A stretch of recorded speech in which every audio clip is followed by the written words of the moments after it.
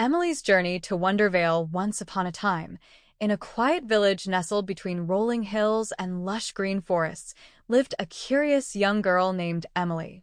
She had sparkling blue eyes, a head full of golden curls, and a heart brimming with questions. Emily was the kind of girl who found wonder in the smallest things, like the patterns of raindrops on the window or the way the sunflowers always faced the sky. But more than anything, Emily loved to daydream. She often sat in her garden, imagining herself on thrilling adventures, far away from the routines of everyday life. One bright afternoon, after finishing her chores, Emily found herself wandering beyond the garden. She followed a little dirt path that led into the woods. The air smelled sweet with the scent of pine, and the sunlight streamed through the trees in golden beams. As she walked deeper, she noticed a peculiar sight: a rabbit, standing upright, dressed in a tiny waistcoat and holding a golden pocket watch. Late again. Oh dear, the rabbit muttered, glancing at the watch as he scurried through the bushes. Emily's eyes widened in amazement. A rabbit with a watch? That's impossible, she said to herself. But her curiosity got the better of her, and without a second thought, she followed the rabbit. The rabbit darted through the underbrush, and Emily chased him, her feet carrying her deeper into the woods than she'd ever been before. Just as she was about to call out to the rabbit, he disappeared into a small opening at the base of a massive oak tree.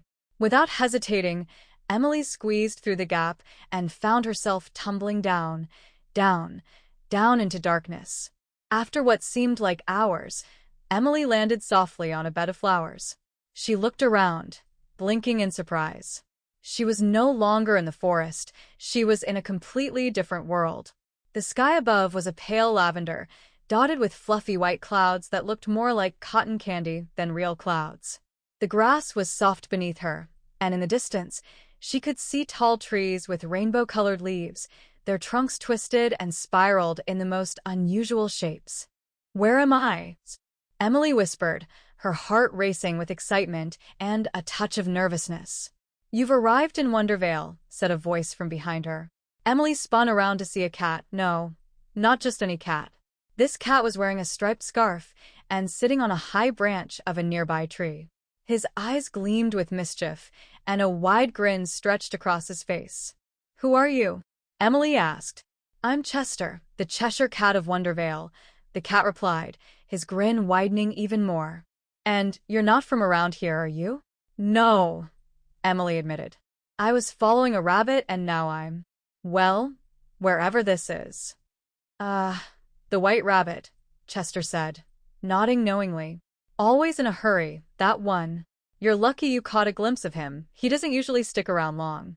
But now that you're here, you'll need to find your way through Wondervale." Emily frowned. "How do I get home?" Chester shrugged. "That depends on which way you want to go. But be careful, Emily.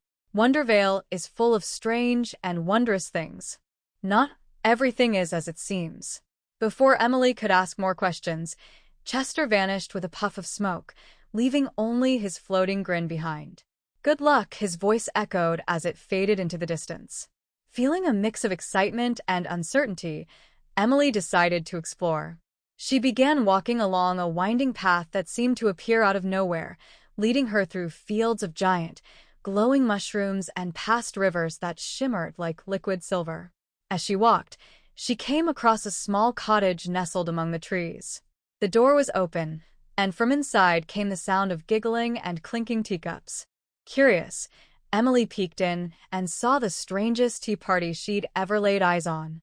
Around a long, crooked table sat three figures: a tall, lanky man with a top hat, a cheerful young girl in a bright yellow dress, and, of all things, a hedgehog wearing glasses. "Welcome, welcome," the man in the top hat called out, noticing Emily. "Come join us for tea." Emily hesitated, but the girl in the yellow dress waved her over. "Don't be shy. We always have room for one more guest." Emily stepped inside and sat down at the table. The man poured her a cup of tea from a teapot shaped like a swan, while the hedgehog carefully sliced a cake made of colorful layers. "I'm the Mad Hatter," said the man, tipping his hat. "And this is my dear friend, Sally." He nodded toward the girl. And that there is Professor Prickles, he added, gesturing to the hedgehog. Nice to meet you, Emily said, though she couldn't help but wonder why they were having tea in the middle of the woods. You must be new to Wondervale, said Sally with a bright smile. Everyone who's new comes to the tea party sooner or later. Why is that? Emily asked.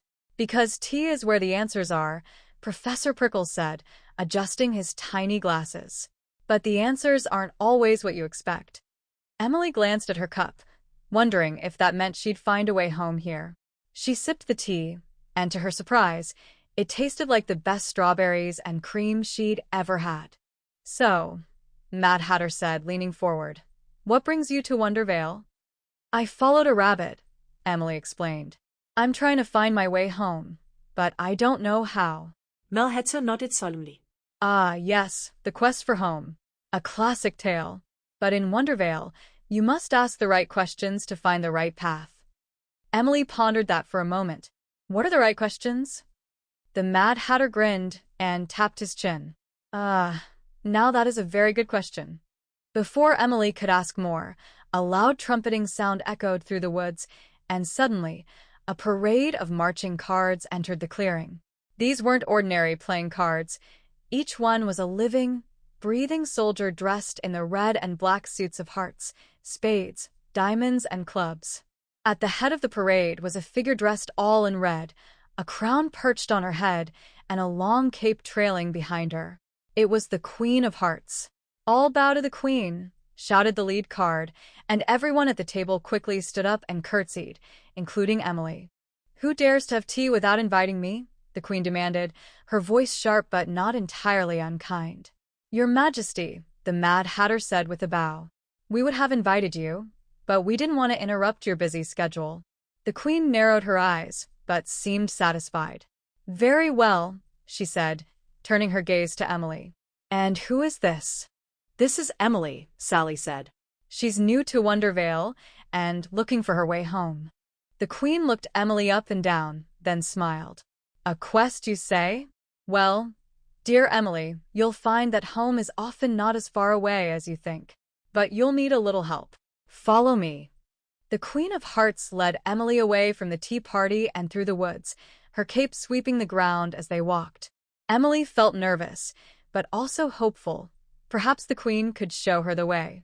They arrived at a grand castle made of sparkling crystal. The gates opened with a creak, and the Queen led Emily into a beautiful garden filled with roses of every color imaginable. To find your way home, you must go to the heart of Wondervale, the Queen said. But the path is not straightforward. You'll need courage, curiosity, and, most importantly, friends. Friends? Emily asked. The Queen smiled. In Wondervale, nothing is accomplished alone. As Emily pondered the Queen's words, Chester the Cheshire Cat appeared again, grinning as always. There you are.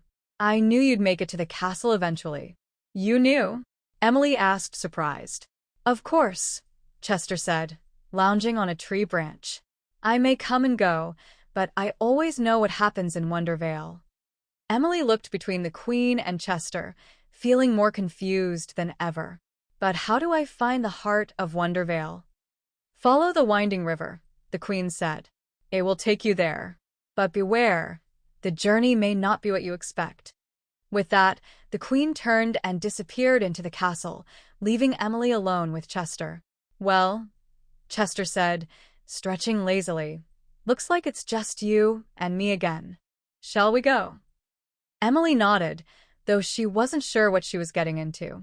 Together, she and Chester made their way to the river the Queen had spoken of. The water shimmered in the sunlight, and Emily noticed that it seemed to glow with a soft, golden light. They followed the river as it wound through the strange and beautiful landscape of Wondervale. As they walked, Emily encountered more wonders, talking flowers that sang in harmony, giant butterflies with wings like stained glass, and even a friendly dragon who offered her a ride across a wide canyon. Finally, after what felt like hours of walking, they arrived at a clearing.